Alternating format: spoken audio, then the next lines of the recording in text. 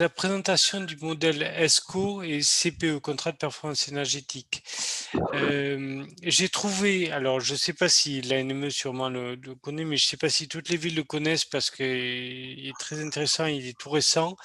Un rapport de l'IGPP, l'IGPPP, Instance générale des partenariats publics-privés, donc ici en Tunisie, vous voyez la référence du rapport qui vise à vulgariser les concepts de concession et des contrats de partenariat public-privé, présente un diagnostic du cadre juridique, met l'accent sur les avantages du PPP, partenariat public-privé, promeut l'investissement et donne des recommandations axes d'amélioration. Je ne sais pas si vous connaissez ce rapport, il est très bien fait, très intéressant. Il y a une compétitivité du cadre législatif. Bon, on va pas y passer trop de temps entre est-ce que c'est facile de faire des PPP au niveau des lois ici en Tunisie par rapport à l'Égypte, la Turquie, Maroc, Algérie, Jordanie et Tunisie, qui reprend des données de la Banque mondiale de 2018. Bon, on voit qu'à Tunisie, on est quand même pas mal. Et justement, il y a un gros travail qui est fait là-dessus.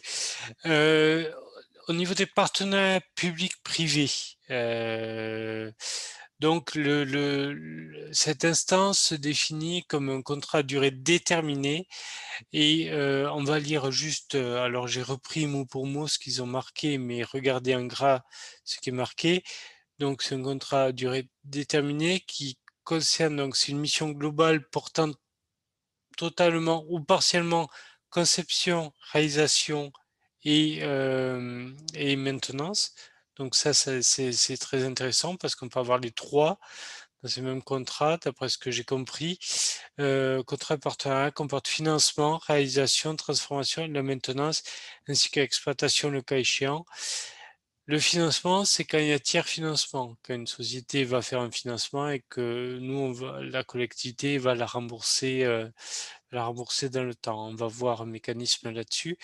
Les partenariats permettent d'engager des financements nécessaires à l'investissement public quand il y a tiers financement notamment, tout en maîtrisant les dépenses. Donc ça, c'est assez intéressant. Je mettrai un bémol, c'est de ne pas donner les clés de la ville à la société avec qui on signe le partenariat.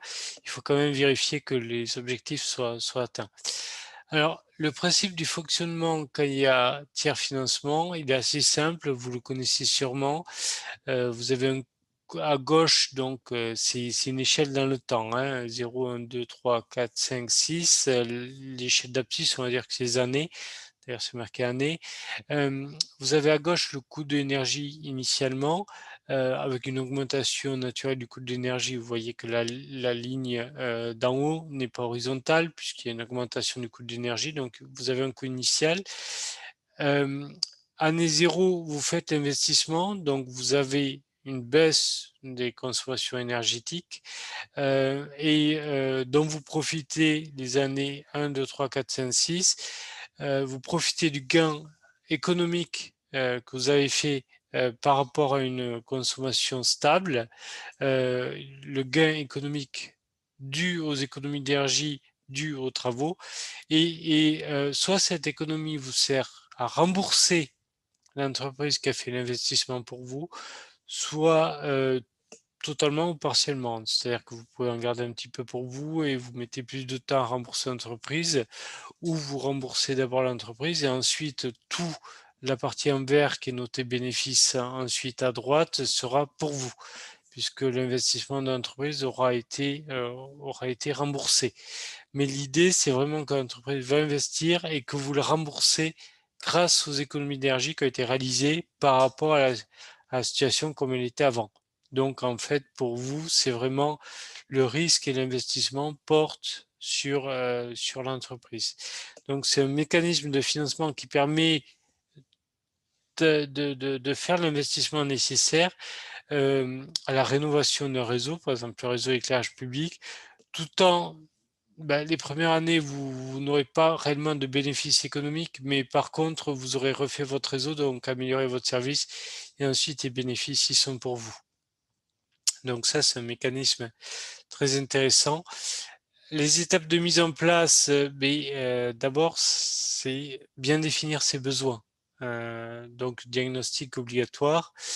Ça, je les ai pris ces étapes avec le rapport notamment, et puis j'ai rajouté deux, trois points, mais donc c'est réglementaire ça. OK, donc définition des besoins, mise en concurrence, il doit y avoir un dialogue compétitif, attention, très important. Et vous devez juger avec le principe d'égalité et d'équivalence des chances, toutes les offres qui vous sont transmises, avec des critères qui sont connus de tous en avance. L'équilibre contractuel aussi doit être assuré, c'est-à-dire équilibre financier du contrat à travers le partage des risques avec l'entreprise et vous, mais ça porte plus à mon sens sur l'entreprise. C'est un transfert peut-être des risques. La bonne gouvernance du contrat, ça veut dire le paiement doit être différé généralement après la réalisation. Donc ça, c'est ce qu'on a vu là-dessus. Vous avez le remboursement, le paiement qui est différé après la réalisation des travaux et après les premières économies. Gestion efficace grâce à une mission globale des projets et la sélection doit être faite sur l'offre économiquement la plus avantageuse. Alors tout à l'heure, on m'a dit, il ne faut pas sélectionner toujours le moins 10 ans financièrement. Je suis entièrement d'accord. C'est un gros problème des marchés publics. Et là, dans ce document officiel, il est précisé que l'offre économiquement la plus avantageuse, c'est pas uniquement sur le prix, c'est aussi sur la qualité, la performance, la valeur globale et le fait de faire appel ou pas à une main-d'œuvre tunisienne qui doit être privilégiée.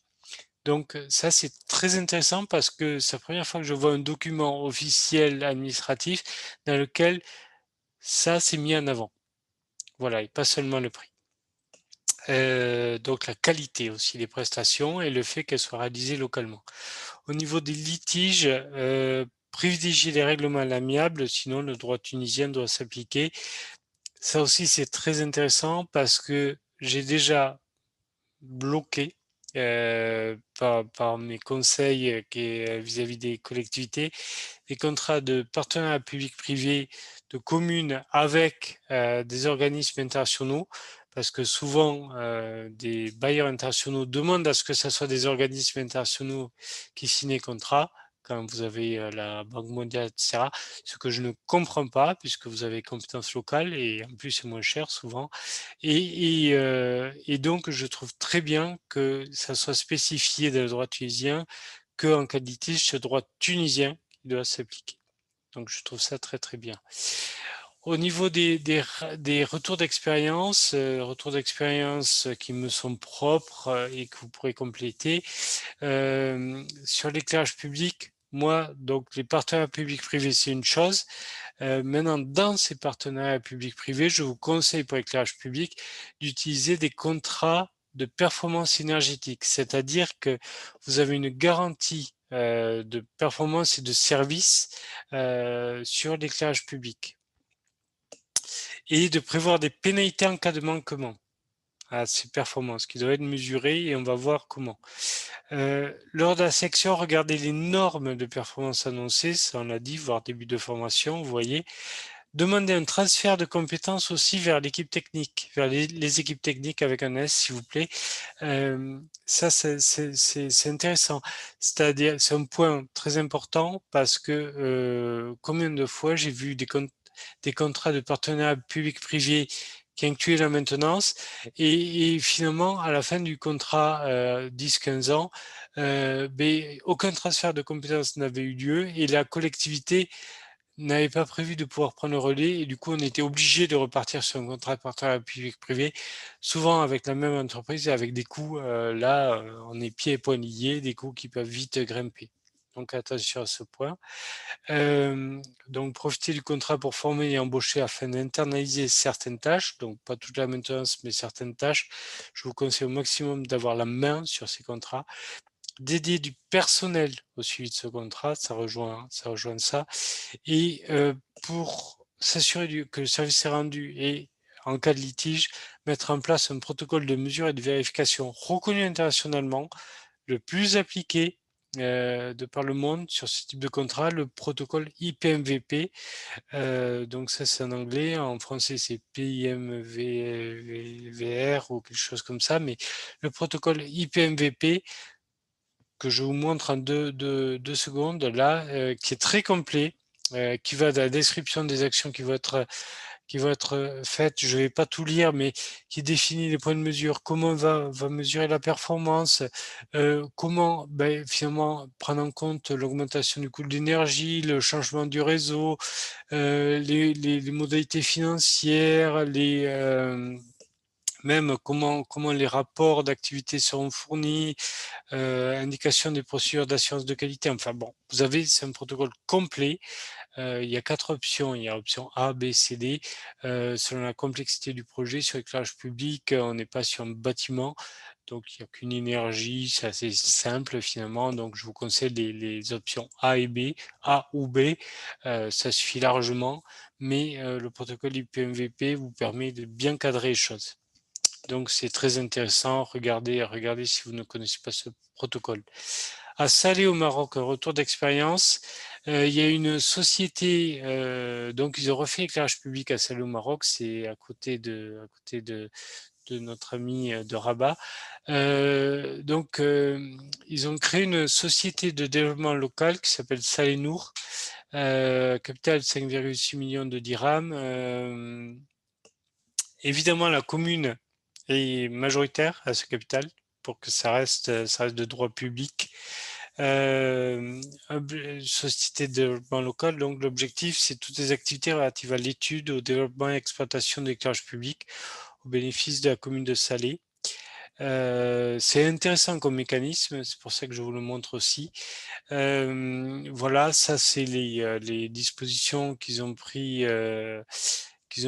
pour la convention pour la gestion de l'éclairage public entre Salé-Nour, cette société qui a été créée, et la commune de Salé, donc avec les attributions de Salé-Nour.